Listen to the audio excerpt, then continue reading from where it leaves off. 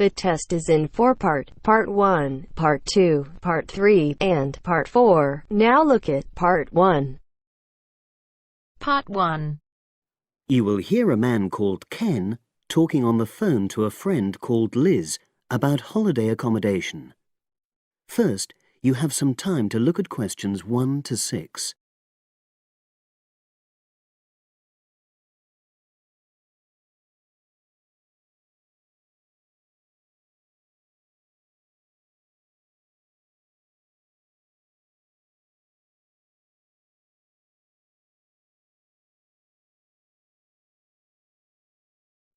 Now we shall begin. You should answer the questions as you listen because you will not hear the recording a second time. Listen carefully and answer questions 1 to 6.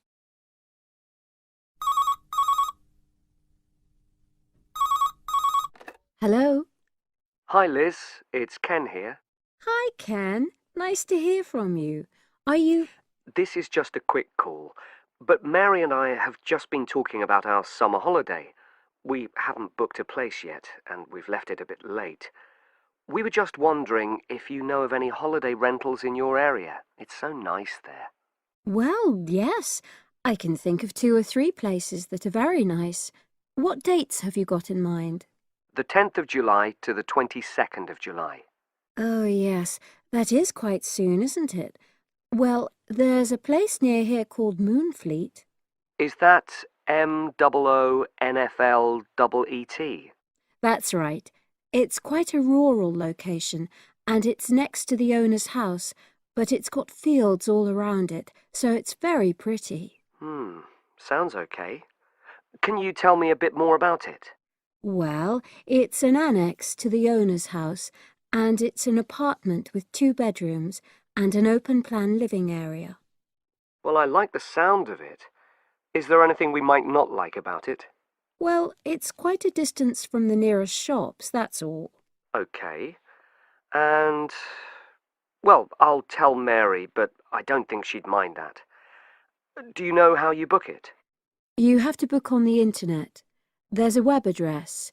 It's www.summerhouses. One word? Yes, then .com. You'll be able to look at a photograph on that. Okay. And what about the others? Where are they?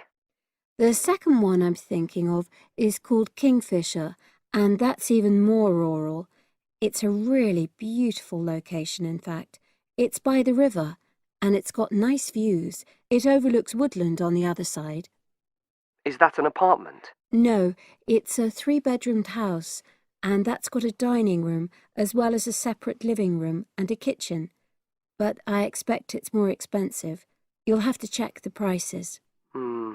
It's probably a bit bigger than we need, but our nephew might be joining us. We're not sure yet. How do you book Kingfisher? You have to phone the owner directly. Shall I give you the number? I've got it here in my phone book. It's 01752 669 218. Right. Before you hear the rest of the conversation, you have some time to look at questions 7 to 10.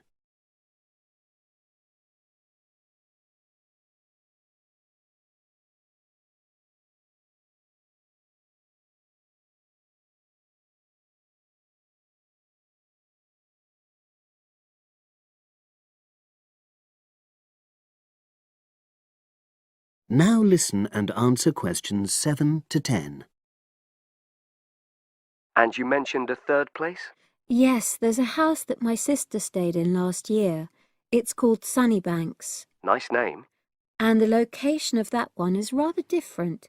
It's in the centre of a village, but it's a very small and quaint place. Did your sister like it? Oh, yes. It's by the sea, so her children really loved it. What's the accommodation like? I'm not sure about the number of rooms, because I haven't been in it myself, but I think she said it's quite spacious, and I know it's got its own garden. It's not very big, but it's not shared with anyone else, and it's supposed to be very pretty. Any snags, problems? The only other thing I can think of is that there's nowhere for parking. The streets are too narrow, so you have to leave your car somewhere else and then walk to the house. It's only about 10 minutes away, but... OK. Well, I don't think it matters personally. How do you book it? There's an agent you have to contact. I don't know his details, but I can ask my sister and let you know tomorrow. Thanks, Liz. That'd be great. I'll talk to Mary and see what she says. Thanks for your help. That's okay, Ken. I'll speak to you again tomorrow. I hope you find what you're looking for. That is the end of part 1. You now have half a minute to check your answers.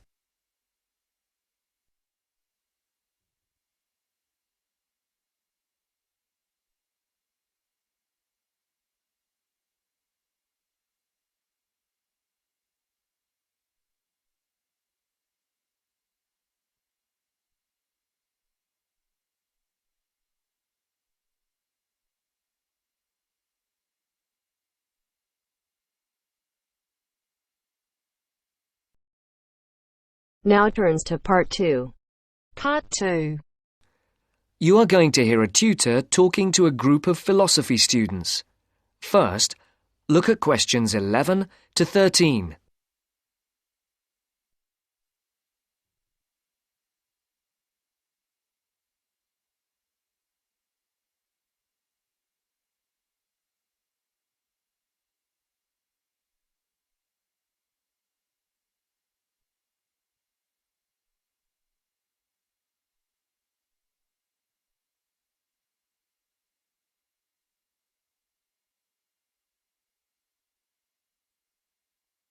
For these questions, complete the blank spaces in the table as you listen to the first part of the talk.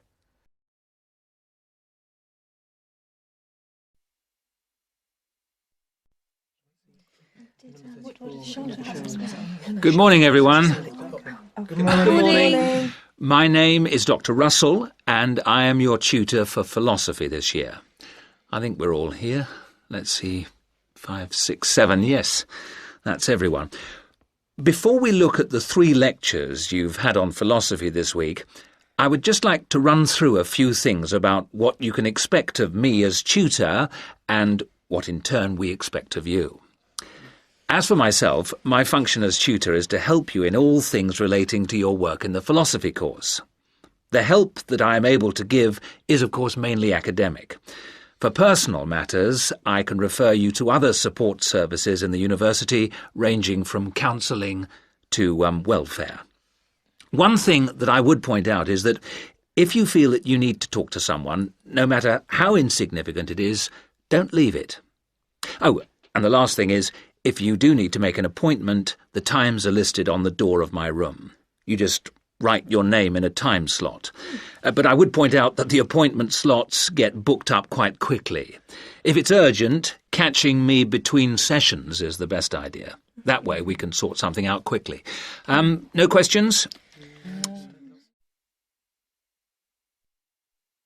Before the talk continues, look at questions 14 to 20.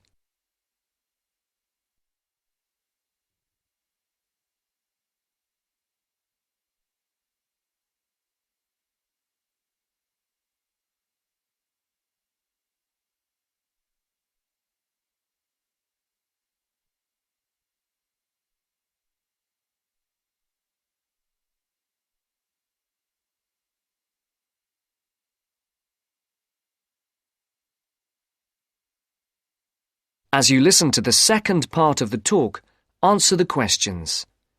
For questions 14 to 19, circle the correct letter, A, B, or C.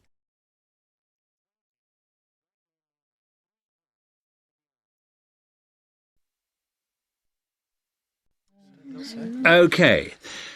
As regards you as students, the tutorials are voluntary. You're not obliged to attend, but you are encouraged to do so. Last year, for the first time, a register was kept of students attending lectures, and this year tutors are being asked to keep a register of tutorial attendance.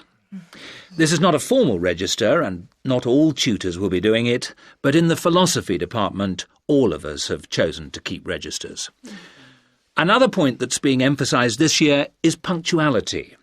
When we did exit questionnaires, we found that people arriving late for tutorials and lectures was the single most annoying thing for the majority of students.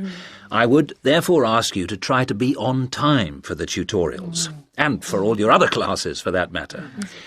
As regards the tutorials themselves, we will have a review of the philosophy lectures of the week before, with the discussion being led by one of you each week.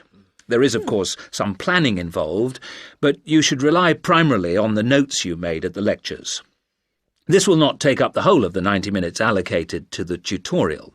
For the rest of the time, we will look at a particular philosopher, period or concept for which you will be expected to do some preparation each week.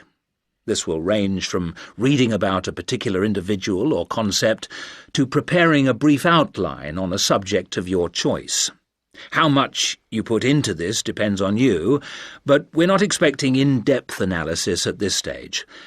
Are there any questions so far? I'd just like to ask whether the work we do in the tutorials counts towards our continuous assessment, and if so, how much? I was just coming on to that point. All the work you do in the way of essays and project work that is graded counts towards your continuous assessment grades. The mini presentations and lecture discussions will not be graded, but obviously, as time goes on, these activities will, I hope, have an impact on your work and hence your scores. Does that answer your question? Basically, yes, but what about... That is the end of part 2. You now have half a minute to check your answers.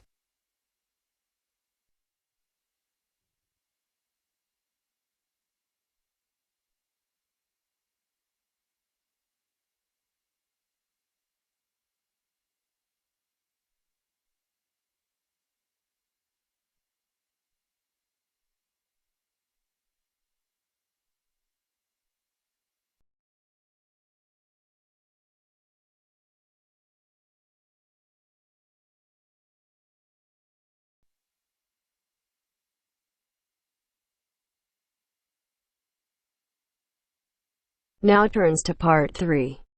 Part 3. You'll hear a discussion between two students and their teacher on a planned charity event. First, you have some time to look at questions 21 to 25.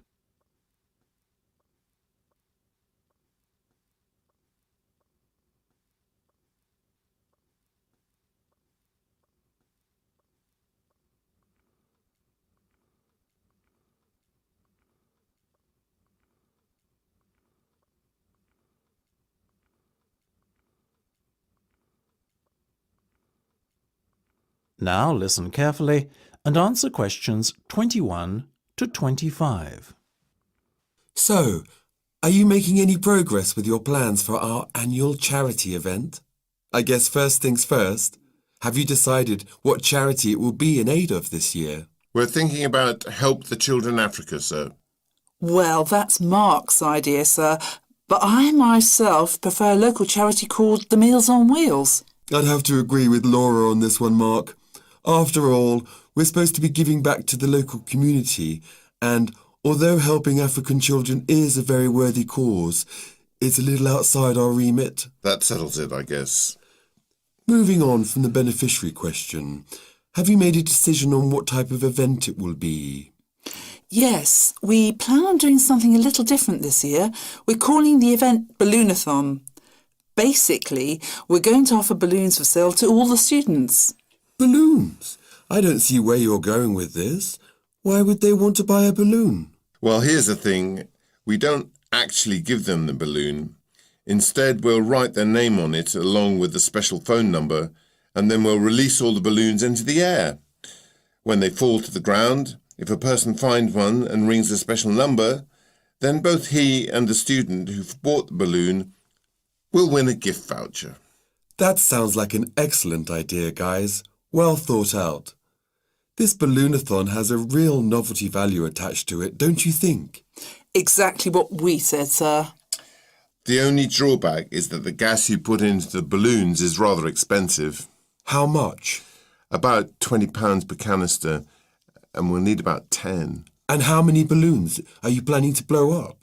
Well, there are over 1,000 students in the school, so if even 1/3 of the students buy one, we'd need about 350 balloons. We've decided to order 500 so we don't run out. The good thing is we can return the canisters of gas if we don't use them, and the balloons aren't expensive, so there's no real risk of us spending a lot of money without getting a good return. You two have really thought this one out. I'm impressed. Before you hear the rest of the discussion, you have some time to look at questions 26 to 30.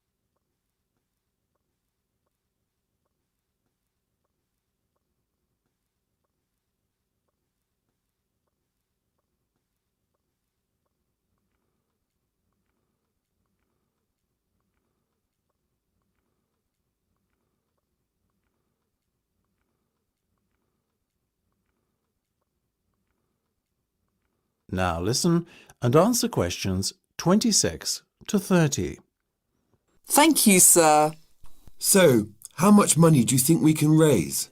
Well, each balloon costs about 1p, and when it's filled with gas, it's going to cost us about 50 pence. We reckon that if we sell our balloons at a price of £1.50 and we sell all 500 of them, we'll end up making a profit of £1 per balloon. So that's £500 in total. That's fantastic. And it gets better, sir. We've secured a sponsor for our event who's going to give us £1,000. How did you find a sponsor? The balloon company we approached about buying the balloons asked us if we'd be interested in letting them sponsor us too. What's in it for them? They're going to print their logo on every balloon.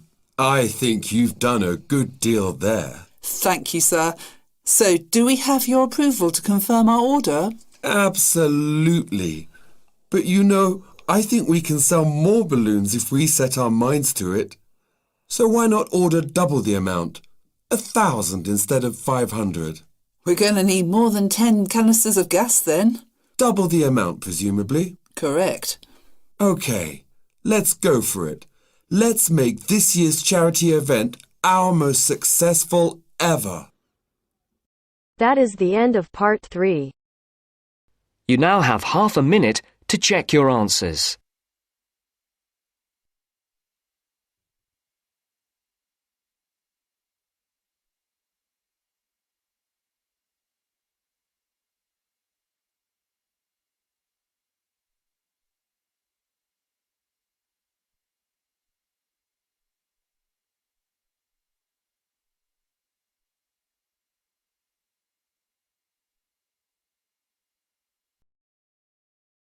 Now turns to part 4. Part 4. First, you have some time to look at questions 31 to 40.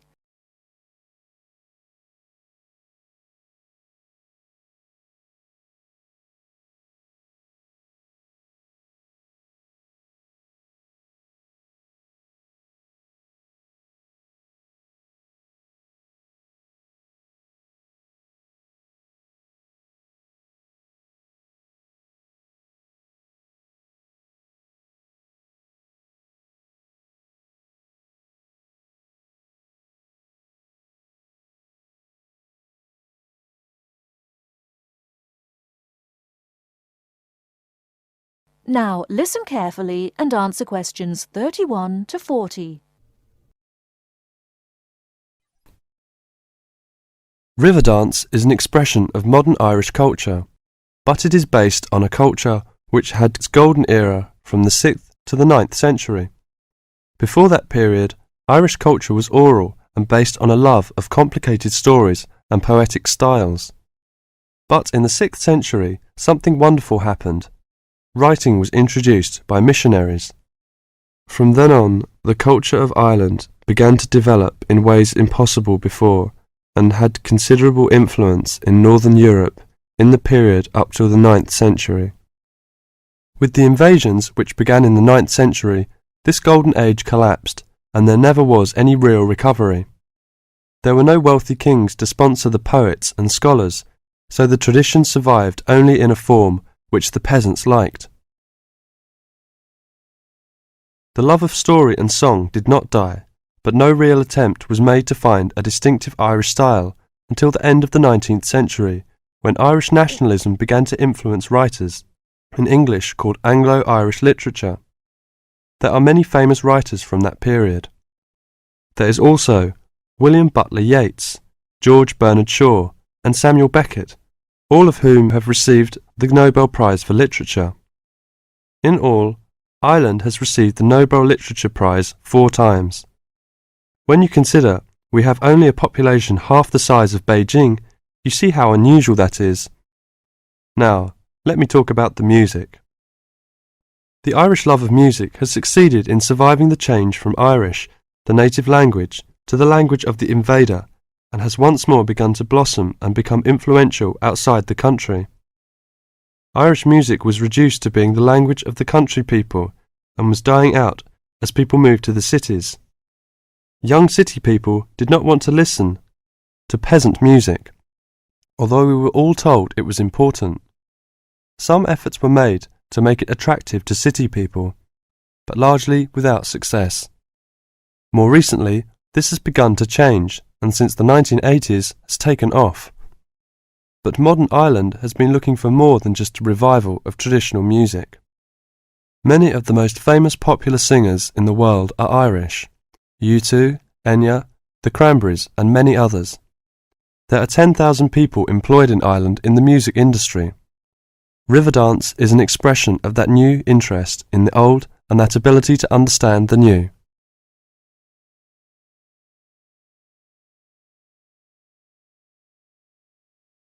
That is the end of part 4. You now have half a minute to check your answers.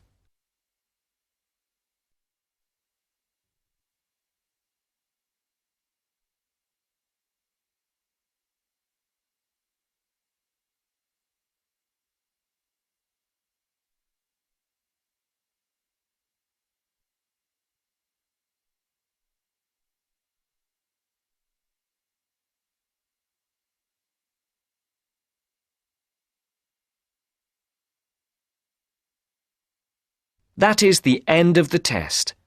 You now have 10 minutes to transfer your answers to your IELTS listening answer sheet.